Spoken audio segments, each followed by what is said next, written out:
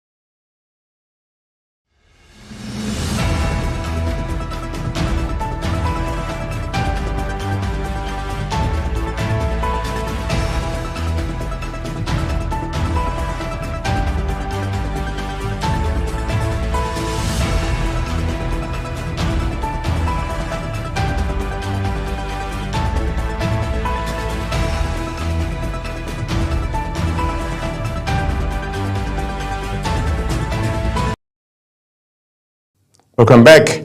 Face the Fact. Of course, the prologue has been provided for. That's the introduction on the program. We're looking at the girl child education, the need to provide education for a girl child. And I have an in-house analyst in the person of Uyi to discuss this issue with me. It's a pleasure having you on the program this evening, Mr. Uyi. Thank you so much, Topsy. It's a delight to be here. Sure. We grew up in the family where we were staying with our sisters. But we realized that actually, in those days, attention was given more to a male child than a female child. I wouldn't know until now that I've really understood to a very large extent that our parents felt they were just meant to grow and marry. And so to spend money to educate them wasn't quite very necessary. And so they paid more attention on the male child until today they themselves, the women, have really understood the ease of doing that to them, and they are fighting so hard. To what extent can you now say that's a problem if a male child is not given that female child is not given that education? Quite frankly, first of all, again, thank you for having me on the show tonight. Let's establish the fact that all of these things come from the African thinking, which we had several years ago, believing that, well, the education for the girl child should not be high up on the list of priorities of a man, I mean a father in this case. So if a man had, let's say, 9 children, maybe 5 girls and 4 boys, the odds were in favor of the boys in terms of who would go to school and who would have to just grow up and get married. Of course, the ladies would get married pretty early, 18, 19, 20, 21, all right? But times have changed quite radically, and there's also, like we have seen now, paradigm shifts in the way fathers or men overall, or society as it were, now looks at these issues, we're seeing the impact that women have made across different spheres of influence, public sector, the private space, whether it's in banking, in academia, even in media where we practice. So long and short of the story is that we've seen the damage that has done. We've seen how that the fact that women had not been given that same access to education as we have seen with men has done more ill to society, not just to the women. That I think that's a bit narrow-minded. If we think of it as having just adverse impact on the women, it has also badly damaged society in such a way that society and by extension households and families and communities have not been able to reap that reward that comes from educating the girl child. And that's the reason some of us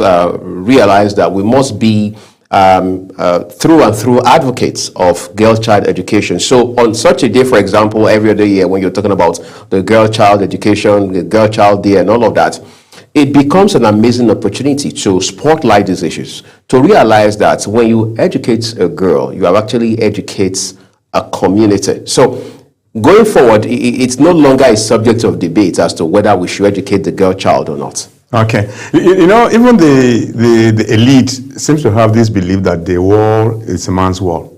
That the war is not meant for women, but it's a man's war. To what extent this adage appears to be correct?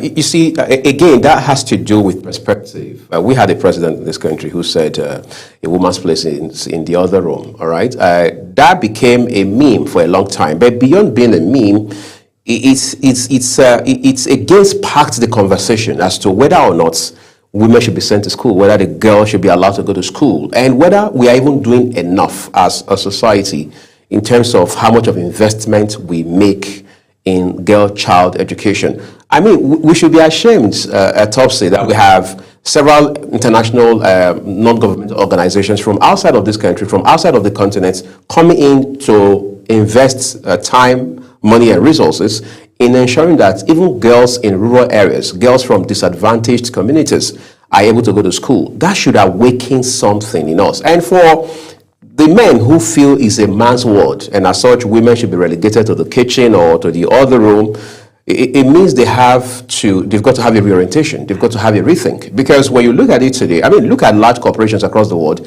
that are run by women. Today, we can conveniently have conversations around women-owned businesses. Now, you can't have such women-owned businesses that are making waves, making impact across different sectors if these women are not sent to school. We're not talking about going to Ivy League. We're not necessarily talking about going to world-class universities. We're talking about allowing, for starters, access to basic education. I mean, that's where you should begin from. And then you now start looking at how you can scale that education.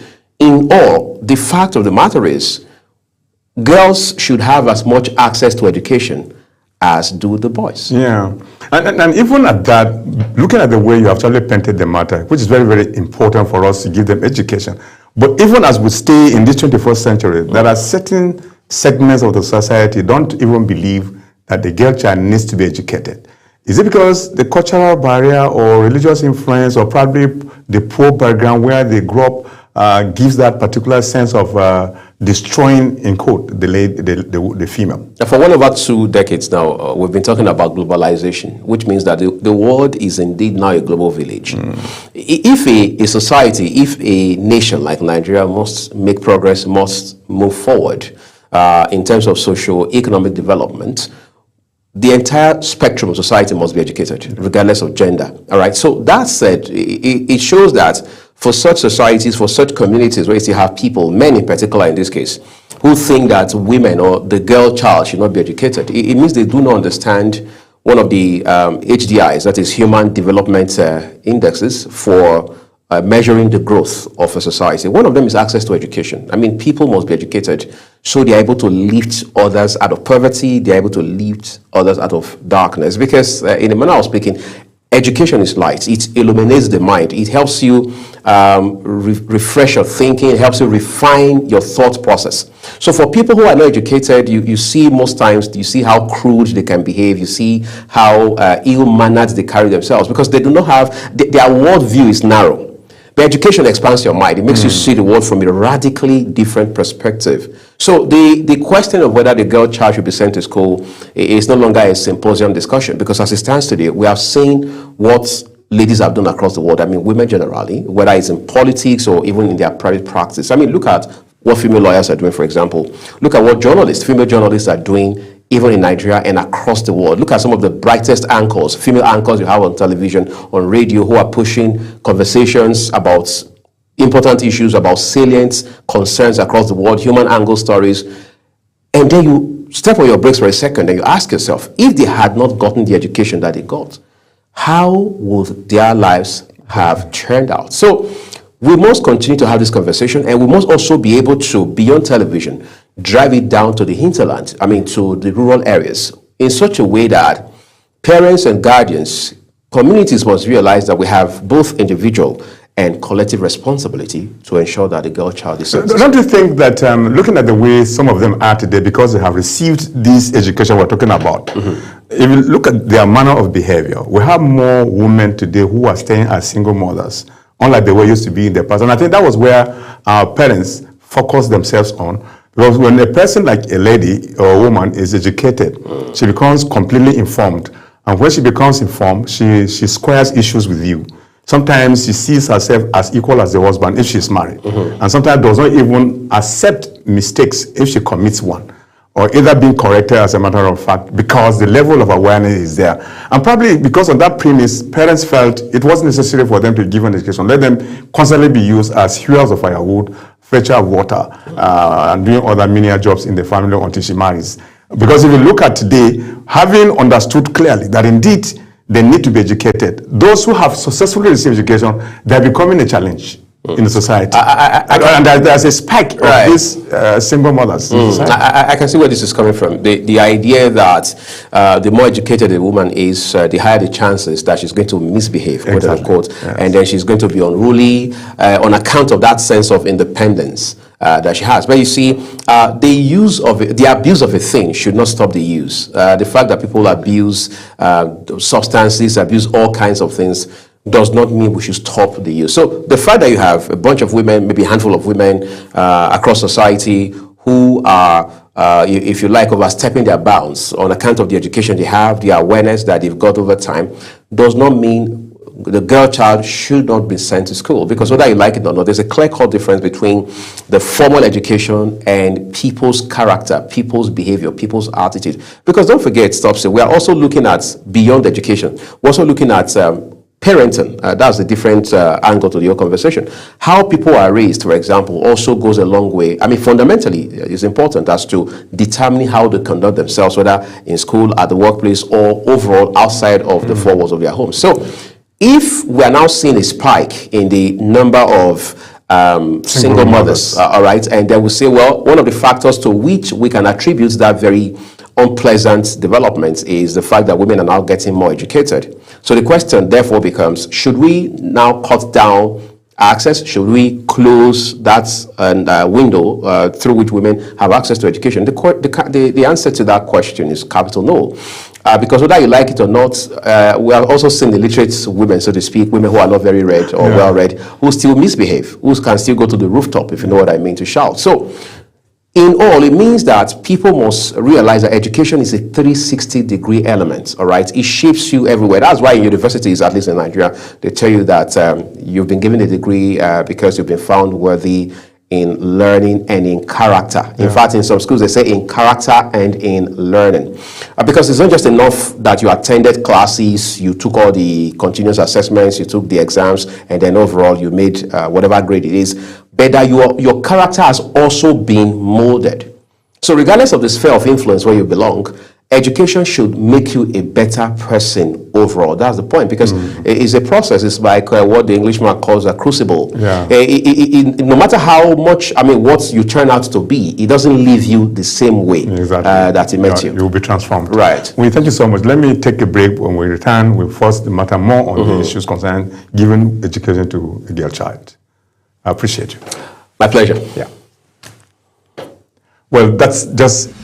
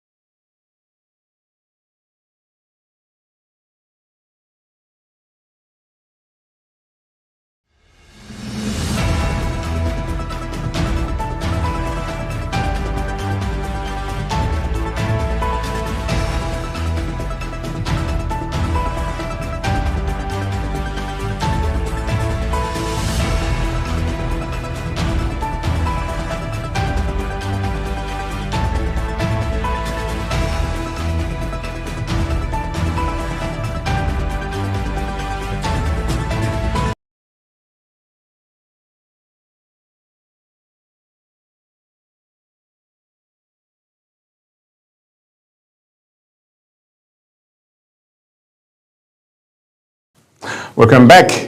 Yes, face the fact, my guest is Comrade Umar Mohamed Lamin. It's a pleasure having you on the program this evening. Long before you came into the studio, I've had my guest to be my colleague in-house analyst who helped me to look into girl child education and the need to provide education for a girl child in the family. You've been working so hard to ensure that a girl child is given education in Nigeria. Can you tell us briefly, because we don't have enough time, what your NGO stands for? Yeah, thank you for having me, Mr. Gimba. So I want to use this opportunity to highlight a little bit about this girls' child education, because if you educate girls, you educate whole society, not an individual educated. Not like boys, if you educate girls, you educate all the society. Because the girls are facing a serious issue, serious cultural and the social issues in the society. That is what is affecting their educational chances in the society. For example, in early 60s and the 70s, upward to 80s and 90s, the girls' child's education or girls' child's enrollment is less than 40% in northern Nigeria. But now girls' child's education in northern Nigeria is rose to about 68%. Wow. So we have a lot of improvement and we have a lot of awareness in terms of girls. What brought about that number not increasing before until now? Yeah, what are those issues that are associated to that? Well, you know, this issue is a general issue because since from the missionary time, when colonial masters came and the missionaries started to educate people Western education, they put more concentration, more effort on boys' education, not girls' education. Okay. So that affects the enrollment. Secondly, there is a cultural and the social factor in northern Nigeria, because in northern Nigeria, to comprehend the parent, to understand the basic benefit of girls' education is something that has taken a very long period of time. Making our culture, because they believe in early marriage in northern Nigeria, they believe some have a negative belief about the Western education. If girls or if boys are being educated in Western education, they will go astray or they will go something. So this very, very negative campaign used to go around all over the northern Nigeria. But because of the effort of the government, community engagement, effort of NGOs, example from United Nations, UNICEF, and the other non-governmental organization came together, collaborate so that they will give a very brighter engagement to the parent and the community to make them to understand that girls' child's education is very important in the society. Do you have examples of northern females who successfully obtained this Western education and they are doing well, that they can become shining examples to those who are still having this mixed feeling? We have a lot, even in this government, in the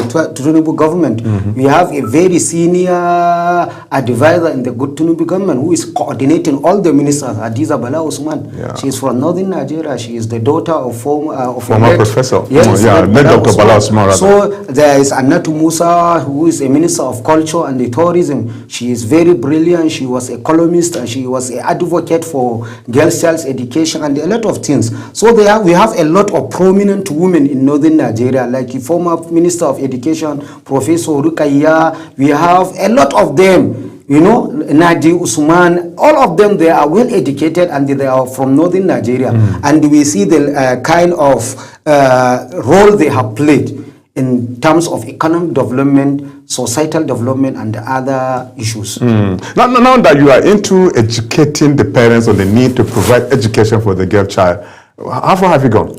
Yeah, we have gone far because we have been engaging parents. We have making a lot of awareness from family level to national level, and we are seeing the result because the enrollment is always increasing. The awareness is there, and now even early marriage is not an obstacle to the girls' child's education, because a lot of men or a lot of husbands in northern Nigeria, they adopt that system. Yes, I will marry you at the early age, but I will allow you to go and further your education. So we have get a lot of improvement in this aspect. So you have closer to 19 states in the north. Yes. Where do we get this problem hugely?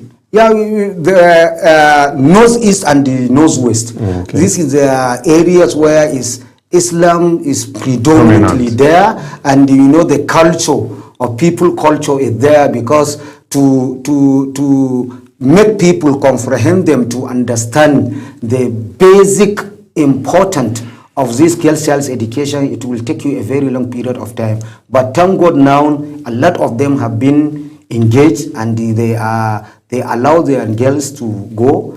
Poverty, insecurity, a lot of factors bedevil this girls' child education in northern Nigeria.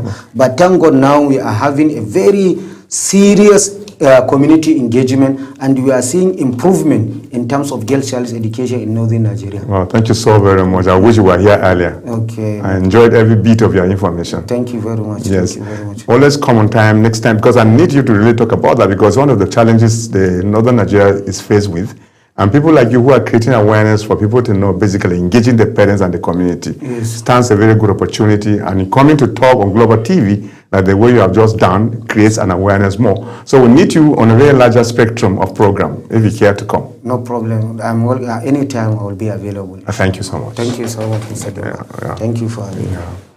Well, that's how far we can go on the program, Face the Facts.